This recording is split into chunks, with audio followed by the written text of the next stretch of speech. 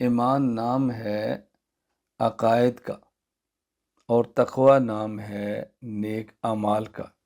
بات اچھی طرح سمجھ لیں۔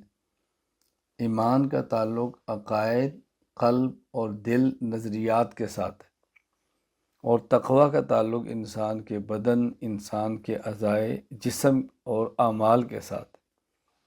تو ایمان کا معنی ہے عقائد صحیحہ کا اختیار کرنا اور عقائد فاسدہ کا ترک کرنا، اور تقوی نام ہے اعمال صحیحہ کا اختیار کرنا، اعمال صالحہ کا اختیار کرنا اور اعمال سیئہ کا ترک کرنا۔ بات پھر اچھی طرح سمجھ لیں، الجھن نہ ہو۔ ایمان نام ہے عقائد صحیحہ کا اختیار کرنا اور عقائد فاسدہ کا ترک کرنا۔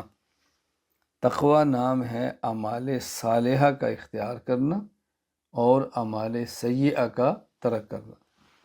صحیح عقائد اختیار کریں اور فاسد عقائد سے ہم بچیں۔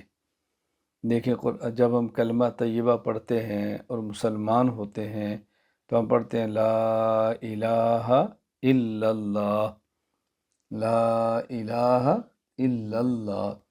اب اس میں دو چیزیں ہیں کہ جو اللہ ہے، ہمارا خدا ہے، ہمارا معبود ہے، ہم اس کے اقرار کرتے ہیں، اور جو ہمارا اللہ نہیں ہے، ہمارا معبود نہیں ہے، ہمارا خدا نہیں ہے، ہم ان کا انکار کرتے ہیں۔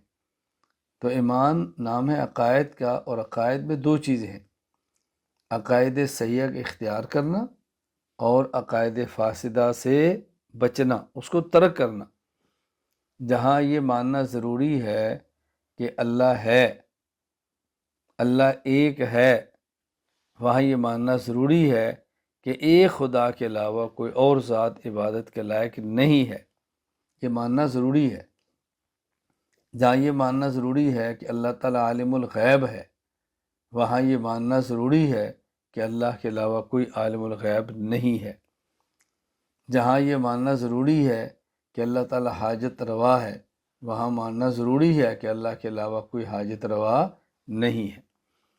جہاں یہ ماننا ضروری ہے کہ حضرت آدم سے لے کے حضور اکرم صلی اللہ علیہ وسلم تک 1,24,000 کم و بیش انبیاء یہ نبی تھے، وہاں یہ ماننا ضروری ہے کہ حضور آخری نبی ہیں اور آپ کے بعد کوئی اور نبی پیدا نہیں ہونا۔ جہاں یہ ماننا ضروری ہے کہ انبیاء علیہ السلام معصوم ہیں، وہاں یہ ماننا بھی ضروری ہے کہ نبی کے علاوہ کوئی اور معصوم نہیں ہوتا۔